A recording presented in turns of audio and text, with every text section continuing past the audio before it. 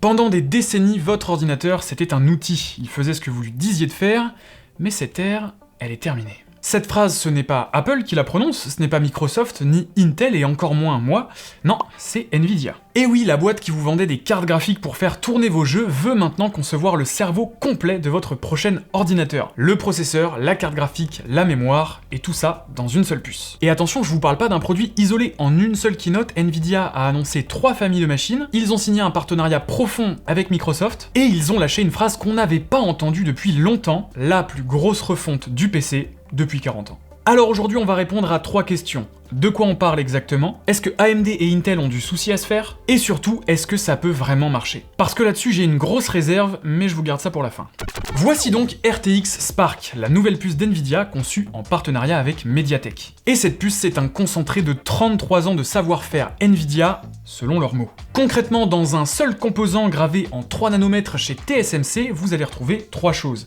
Un GPU, la puce graphique, bien évidemment dans l'architecture Blackwell, la dernière de Nvidia, un processeur Grace 20 cœurs, et surtout jusqu'à 128 Go de mémoire, c'est énorme. Mais dans tout ça, le détail qui change absolument tout, c'est le processeur. Il est en architecture ARM, la même famille que la puce de votre smartphone ou encore que les puces M qu'Apple conçoit pour ses Mac. Bref, ce n'est pas du x86, l'architecture historique d'Intel et AMD qui équipe 95% des PC Windows depuis 40 ans. Donc il faut bien comprendre que là, Nvidia n'attaque pas Intel et AMD sur le terrain de la carte graphique, terrain qu'ils maîtrisent déjà très bien. Non, là ils attaquent sur le processeur lui-même, le cerveau du PC. Alors pour comprendre pourquoi cette puce RTX Spark est aussi intéressante et aussi prometteuse pour le monde du PC, il faut qu'on parle de mémoire 2 minutes. Un PC classique, ça fonctionne habituellement avec 2 mémoires séparées. Le processeur a sa RAM et la carte graphique, elle a sa propre mémoire vidéo dédiée, ultra rapide, la VRAM. Sauf que quand les données doivent passer de l'une à l'autre, on a des petits problèmes de débit et ça crée un petit goulot d'étranglement. Avec RTX Spark, c'est différent. On a une seule mémoire partagée entre le processeur et la carte graphique, jusqu'à 128 Go de mémoire unifiée que le processeur et la carte graphique peuvent aller piocher en fonction des besoins. Et ça, c'est pas une idée qui sort de nulle part, c'est exactement l'architecture qu'utilise Apple avec ses puces M depuis 2020. Et faut avouer que ça leur a plutôt vachement réussi. C'est ça qui permet aux MacBook d'être à la fois des machines fines, silencieuses avec une superbe autonomie et qui avalent du montage vidéo sans broncher. Et donc Nvidia reprend cette formule, mais avec sa puissance graphique à lui derrière. L'avantage est énorme pour l'IA. Bah oui, l'IA on en parle de plus en plus, et là avec 128 Go de mémoire unifiée, vous pouvez charger en local des modèles d'intelligence artificielle gigantesques. Des trucs à 120 milliards de paramètres directement sur votre machine,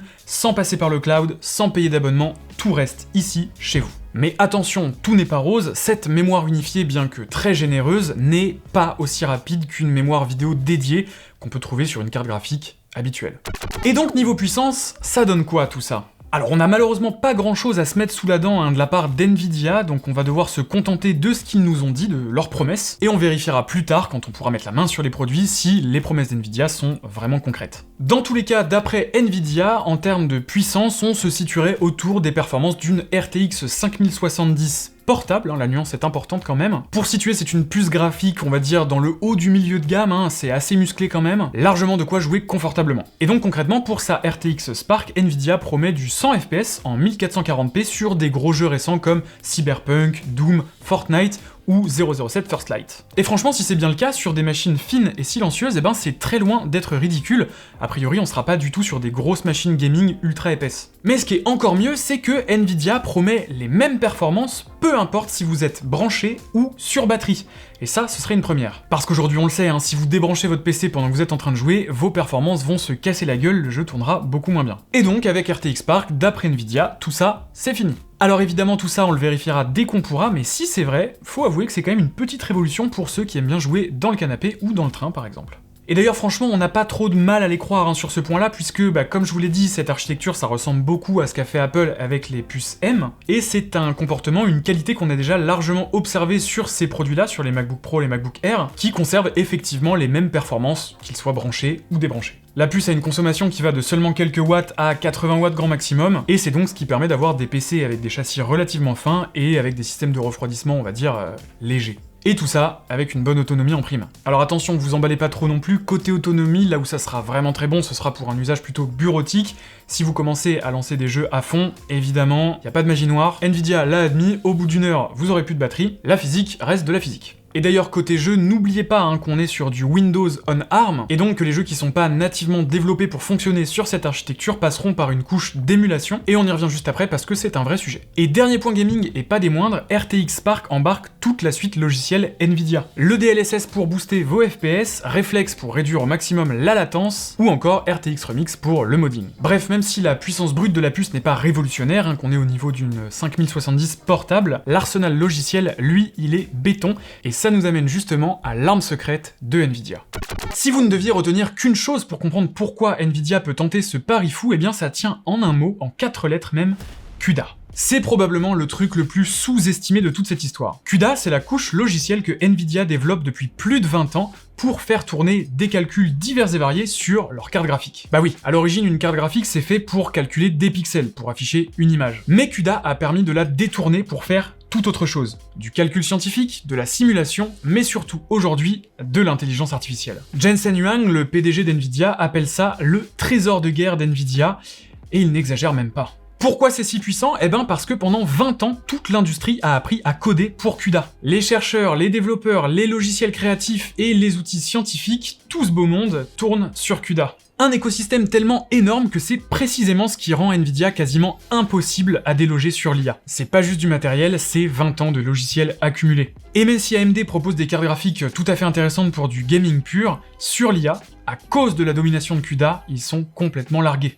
Bon alors concrètement, comment ça se matérialise tout ça? Déjà, c'est pas Nvidia qui fait tout, non, ils bossent avec des partenaires. Premièrement, on va avoir des PC portables. Et là, c'est simple, à peu près tous les fabricants du secteur sont de la partie. Asus, Dell, HP, Lenovo, MSI et attention, gros symbole, un Surface Laptop chez Microsoft lui-même. Des châssis aussi fins que 14 mm, des écrans OLED, une autonomie annoncée pour durer toute la journée, bref, on aurait jusqu'à 30 modèles de PC portables de prévus. Deuxièmement, on aurait aussi des mini-PC, vous savez, des petits boîtiers silencieux, un petit peu façon Mac Mini qui restent posés dans un coin du bureau et que vous oubliez très vite, pensés pour rester allumés en permanence. Parce que l'idée d'Nvidia, c'est que sur ces petites machines, vous ayez un agent IA ou plusieurs agents IA qui bossent pour vous de jour comme de nuit. Bref, un petit cerveau domestique toujours réveillé. Et troisièmement, l'artillerie lourde, la DGX Station for Windows.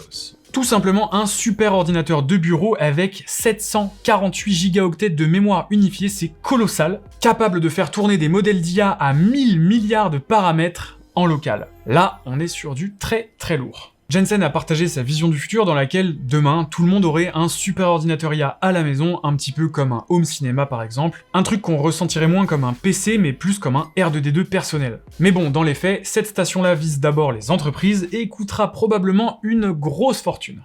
Alors vous l'aurez peut-être déjà compris, mais donc pourquoi Nvidia met-il autant de mémoire et de puissance IA à l'intérieur d'une machine grand public? Eh bien, pour une raison simple, et c'était vraiment le mot de la conférence, l'agent. Et oui, l'agent IA, ici on ne parle plus d'un chatbot ouvert dans une fenêtre de votre navigateur, auquel on va poser des questions et qui va nous répondre par du texte, on parle ici d'une IA qui agit directement sur votre machine, à votre place. Concrètement, ça veut dire quoi? Eh ben, un agent, c'est une IA qui perçoit ce qu'il y a à l'écran, qui raisonne, qui élabore un plan, et qui utilise des outils pour l'exécuter. Sur scène, Nvidia a montré un agent qui ouvre tout seul un navigateur et qui réserve de lui-même un cours de badminton. Un autre qui conçoit une maison de A à Z dans un logiciel 3D, à partir d'une simple description, en pilotant les outils à votre place. Le PC ne répond plus à une commande, il enchaîne des actions pour parvenir à un objectif. Et c'est exactement pour ça que cette puce existe. Parce que faire tourner ces agents en local sur votre PC, eh ben ça demande beaucoup de mémoire et historiquement pas mal d'énergie aussi. D'où le fait de concevoir une puce à la fois la plus efficiente possible et dotée de 128 Go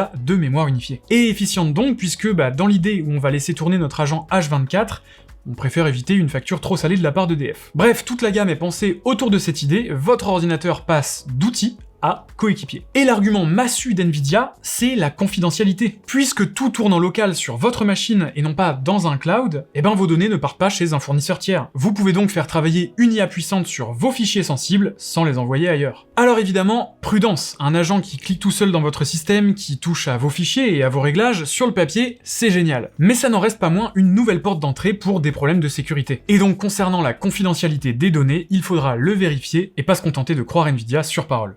Alors je vous le disais, tout ça, Nvidia ne le fait pas seul. Et oui, c'est co-signé Microsoft qui réécrit carrément les fondations de Windows pour faire tourner ses agents IA de façon sécurisée. Sauf qu'il y a besoin de faire une petite leçon d'histoire ici, parce que faire tourner Windows sur des puces ARM, c'est pas nouveau, et ça n'a jamais été un long fleuve tranquille. La toute première tentative, c'était en 2012, et c'était la Surface RT qui tournait déjà sur une puce Nvidia, la Nvidia Tegra. Échec retentissant, on parle de pas moins de 900 millions de dollars de pertes pour Microsoft en seulement un an.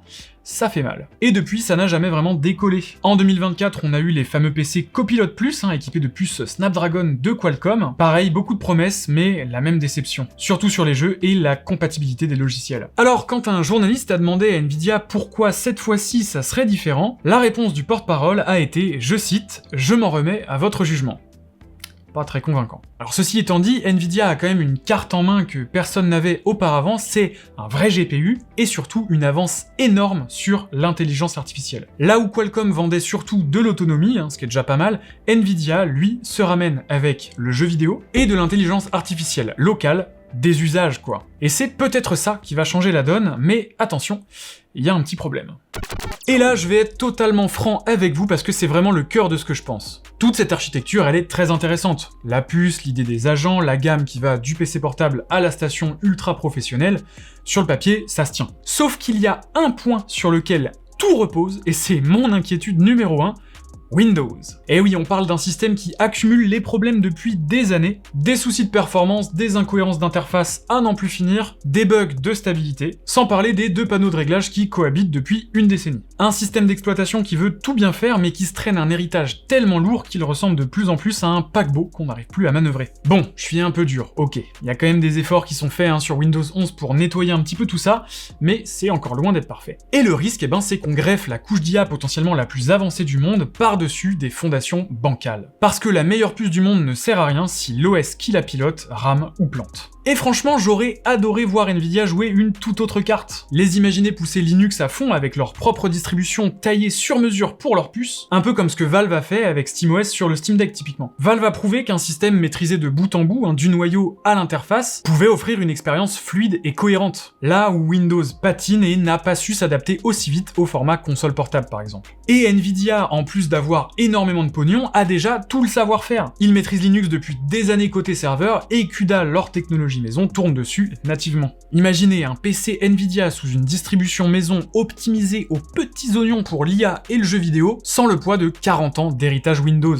Ça aurait pu être le truc qui rebat les cartes pour de bon dans l'univers du PC. Mais malheureusement non, à la place, on installe le moteur du futur sur un châssis de 1995. Alors oui, je l'entends, commercialement, c'est sûrement le choix le plus malin. Tout le monde est déjà sur Windows, tous les logiciels sont là, bref, l'écosystème est immense. Partir sur du Linux maison, ça serait un petit peu comme recommencer tout ça depuis zéro. Mais soyons honnêtes, Nvidia a fait ici le choix le plus sûr, pas forcément le plus excitant.